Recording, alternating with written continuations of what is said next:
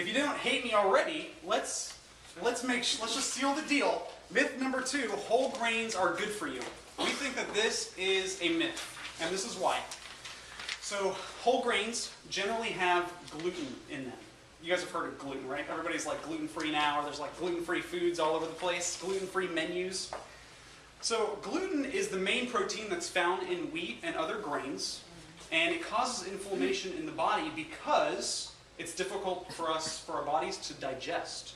The reason it's difficult for our bodies to digest is most all of it is genetically modified.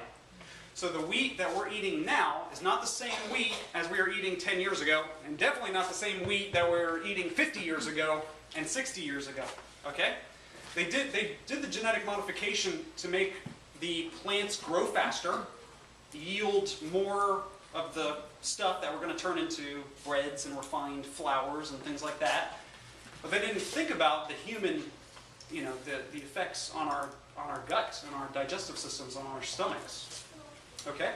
So this inflammation, starting with our gut, can actually lead to many chronic diseases and conditions such as allergies, arthritis, brain fog or decline in thinking, digestive issues, fibromyalgia, etc. Another big thing with grains, specifically whole wheat, is it creates blood sugar spikes. So what that means is, as soon as you, and this actually blew my mind, whole wheat bread actually increases your blood sugar when you eat that piece of toast in the morning. It actually increases your blood sugar as much or more than just straight table sugar. Interesting, right?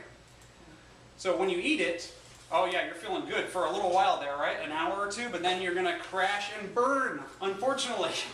Okay, and it's because of those blood sugar spikes. It can also lead to trouble thinking, grouchiness, depression, shakiness, etc.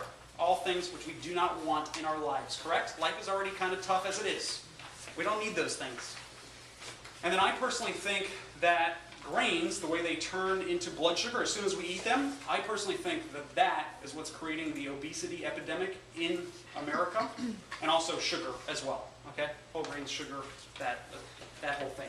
Awesome documentary on Netflix is called Fed Up, and if you watch that, they go into that extensively. Great documentary, especially if you have some people at home that you really want to get this information to, but maybe they won't come to the office. Flick it on Netflix. That's right. Okay, so whole grains are not as nutrient dense as we think. The outer covering of whole wheat, which is called the bran, actually has something called phytic acid. And phytic acid, all that does, it's just something that binds to minerals in our intestines and prevents proper mineral absorption. So this is very key for people who have thyroid issues. Thyroids love minerals, so you must stay away from things that are going to take the minerals away from your thyroid. Your thyroid's going to be very mad at you, okay? That was one of the things that I had to fix, for sure, when I first came here. So don't be surprised if that comes up. It's a very common thing. Probably the most common unhappy organ, if there was one, it's the thyroid. Okay, and this is why. All right, so alternatives. So I like to shatter your dreams, and then I like to give you alternatives and build it back up. All right, so when you're making the transition from, the Wonder Bread, go ahead and start with eating things like organic sprouted grains. Ezekiel is a very common bread that you can find in the freezer section. So the grains are organic. They haven't used the pesticides on the grains. Okay, it's a little bit better. But again, if you're having like serious digestive issues, you definitely want to try to stay away from that. Any kind of grain as much as possible. Millet breads are generally pretty good. There's quasi-grains, which just means it looks like a grain, it kind of tastes like a grain, but it's actually not a grain, it's a seed. And that would be what quinoa falls under. And then there's many other alternatives coming out every day as people realize, yes, gluten is a problem. So there's nut breads I've seen and things like that.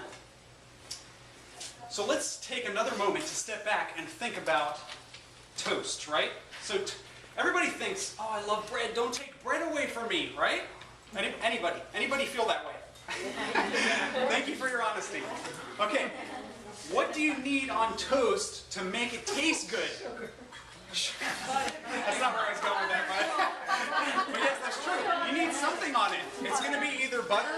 to be cream cheese or it's going to be peanut butter and jelly, almond butter, some kind of butter, right? Bagels. What do you need on a bagel? You can't just eat a bagel, you'll die, right?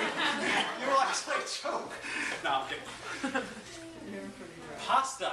Oh, please don't take my pasta away from me. I think what you're actually trying to say is the olive oil, the marinara sauce, which has olive oil in it, the Alfredo sauce, which is full of cream.